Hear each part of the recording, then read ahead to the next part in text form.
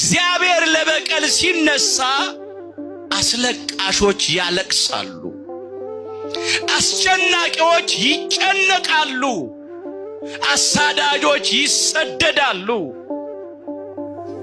ፈርዖንና ሰራዊቱ የእግዚአብሔርን የበኩር ልጆች እስራኤላውያንን ብዙ ዘመን አስጨንቀዋል።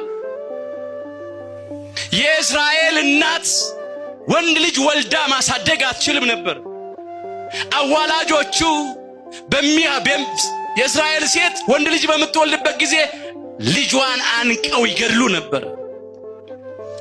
ሞት በታወጀበት ምድር ነው ሊቀ ነቢያት ሙሴ ወደ ባህር ተጥሎ የፈርዖን የልጅ ልጅ ተብሎ በቤተ መንግሥት አድጎ ሕዝቡን ከግብፅ ከባርነት ቤት በመሪነት ነፃ እንዲያወጣ እግዚአብሔር የላከው። ከአይምሮ በላይ ነው ሰው። ግብፃውያን በሙሉ ተጨነቁ። ይሄ ለምን ሆነ መሰላችሁ? እንመለስ እዚያ ወደ ኋላ። እንደገና ነሳዋለሁ ይገዛልኝ ዘንድ ሕዝቤን ልቀቅ አለ እግዚአብሔር። እስራኤል ለኔ የበኩር ልጄ ነው አለ።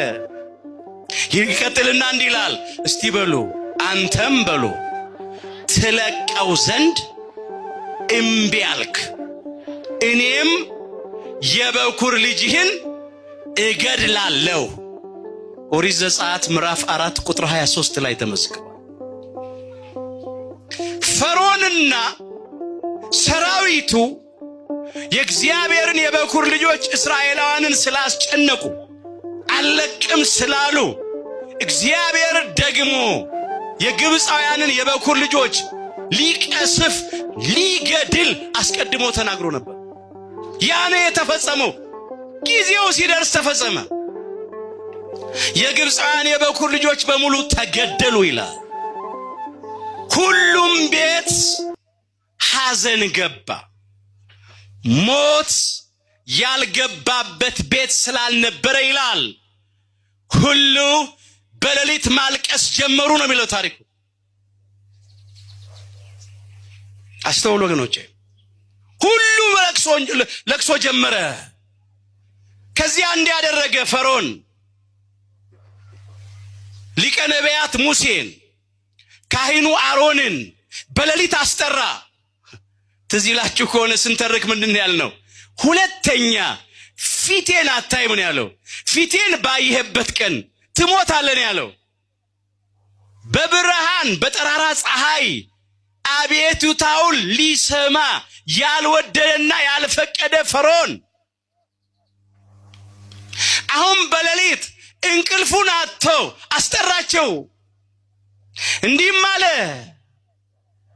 ከዚህ መካከል ውጡ አለ፣ ሂዱ አለ። ለአምላካችሁ ለእግዚአብሔርም ሂዱ መስዋዕት ሰው፣ እግዚአብሔርን አገልግሉ አለ። መንጎቻችሁን ከብቶቻችሁን ይዛችሁ ሂዱ አለ። ከዚያ በኋላ ደግሞ እኔንም ባርኩኝ አለ። እኔን ምን በሉኝ? ባርኩኝ። በመቅሰፍት ሰዓት በረከት በተሰጠው ጊዜ እኮ አልተጠቀመም። ከአንድም ወገኖቼ 9 ጊዜ እድል ተሰጥቶት ነበረ። በ9ኙ እድል ስላልተጠቀመ 10ኛው ሞተ በኩር መቅሰፍት መጣ በግብፃውያን ላይ። 11ኛው ደግሞ ይቀጥላል። ስጥመተ ኤርትራ ባህር እሱ ነበር የቀረው። የፈርዖንና የሰራዊቱ እድል ፈንታቸው ጽዋ ተርታቸው በኤርትራ ባህር መስጠም ነበር። ሞት ተዘጋጅቶባቸው ከፊታቸው በባህር መስጠም እየቀራቸው እኔንም ባርኩኝ ብሎ ይጠይቃል። በዚያ ሰዓት በረከት የለም። በዛ ሰዓት ከዚያ አስቸኮሏቸው ይላል። ፈጥነው እንዲወጡ ነው የሚለው ዘጸአት 12 ቁጥር 33 ላይ አስቸኮሏቸው። በቃ ውጡ። የፈለጉትን ብር ወርቅ እየበዘበዙ ነው የወጡት። እግዚአብሔር ለሕዝቡ ለእስራኤላውያን በግብፃውያን ፊት ሞገስ ሰጣቸው። መሸከም እስኪያቅታቸው ድረስ የግብፅን ሀብት ንብረት በዘበዙ ይላል ታሪኩ። ታሪክ ሲለወጥ ነገር ሲገለበጥ እንደዚህ ነው። አስቸኮሏቸው ይላል። እንደዚህ አድርገው ነው የተሻገሩት። ፋሲካው ለምን ተደረገ ስንል በመጀመሪያ ሞተ በኩር ከነሱ እንዲያልፍ አለፈ። መቅሰፍት አለፈ።